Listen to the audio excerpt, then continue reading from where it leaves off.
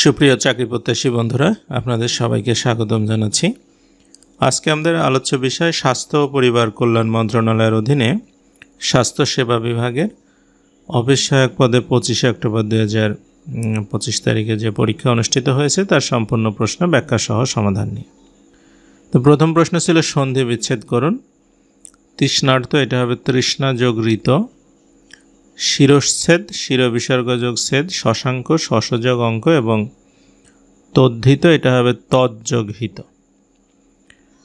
2 বলছে শুদ্ধ বানান লিখুন। পুঙ্খানুপুঙ্খ, এটা হবে পয়হস্য ওঁক্ষয়ে আকার দন্ত নয়স্য পয়হস্য ওঁক্ষয়ে পুঙ্খানুপুঙ্খ।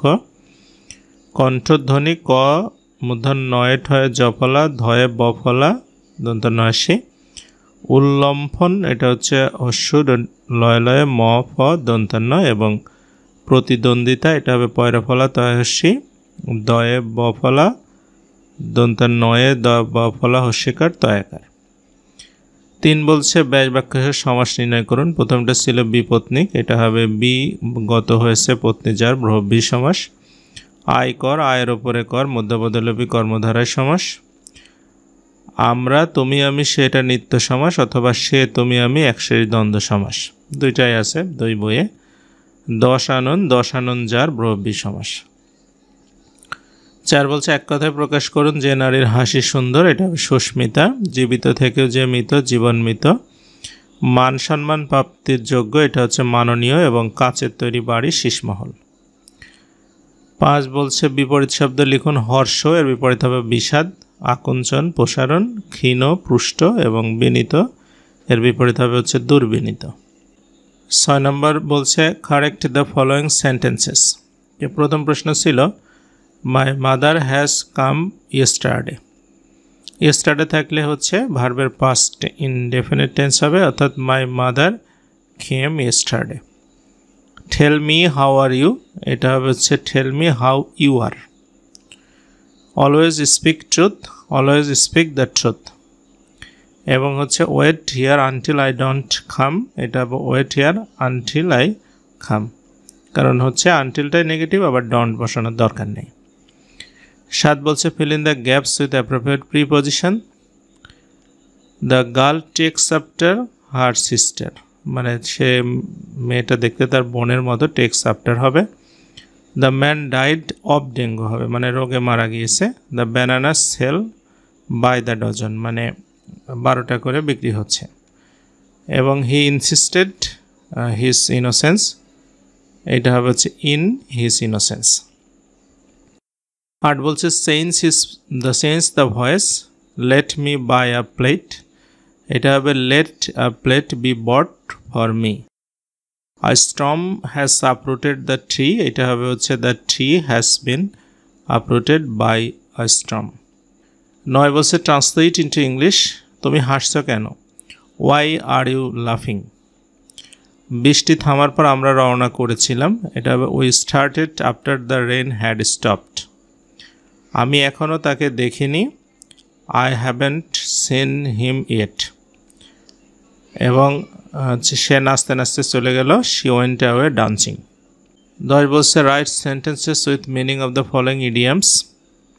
ব্লু ব্লাড, এটার অর্থ হচ্ছে আভিজাত্য, মানে হচ্ছে উচ্চবংশীয়। she behaves like a queen because she comes from a family of blue blood. null and void অর্থ হচ্ছে বাতিল। the agreement was declared null and void by the court, মানে হচ্ছে চুক্তিটাকে কোর্ট থেকে বাতিল করেছে। এবং হচ্ছে অ্যাট ড্যাগার্স ড্রন, এটা অর্থ হচ্ছে শত্রুতা। The 2 neighbours are at daggers drawn over the land dispute.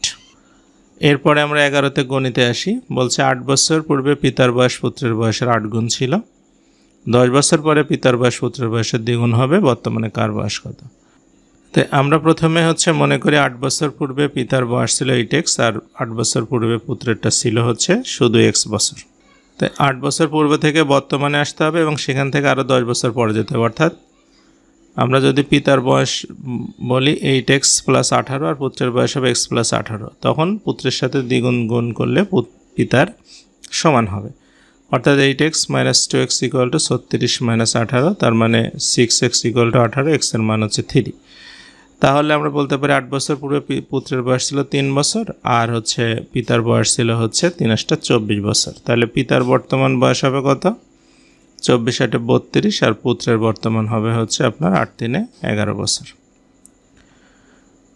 এরপরের প্রশ্নে যাই। 12 নম্বর বলছে একটি ত্রিভুজের 3টি কোণের অনুপাত হচ্ছে 3, 4, 5, কোণ 3টিকে ডিগ্রিতে প্রকাশ করতে হবে। তাহলে আমরা জানি হচ্ছে যে ত্রিভুজের 3 কোণের সমষ্টি 180 ডিগ্রি, আর এখানে যে অনুপাতগুলো দেওয়া আছে 3, 4 এবং হচ্ছে 5, তাহলে অনুপাতে যোগ করে ফেলব।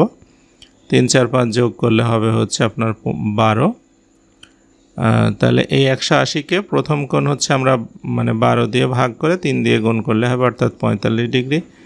দ্বিতীয় কোণটা হচ্ছে আপনার 12 ভাগের 4 ভাগ, অর্থাৎ হচ্ছে 60 ডিগ্রি, আর তৃতীয় কোণটা হচ্ছে 12 ভাগের 5 ভাগ, অর্থাৎ হচ্ছে 75 ডিগ্রি।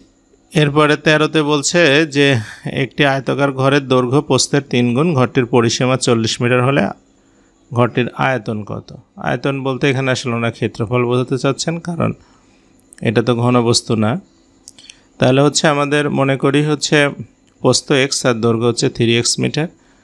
তাহলে পরিসীমা হবে হচ্ছে 2 × দৈর্ঘ্য প্লাস প্রস্থ আমরা জানি, তার মানে 2 × x + 3x, এইটা সমান 40, তার মানে হচ্ছে 8x 40, x এর মানটা হচ্ছে 5।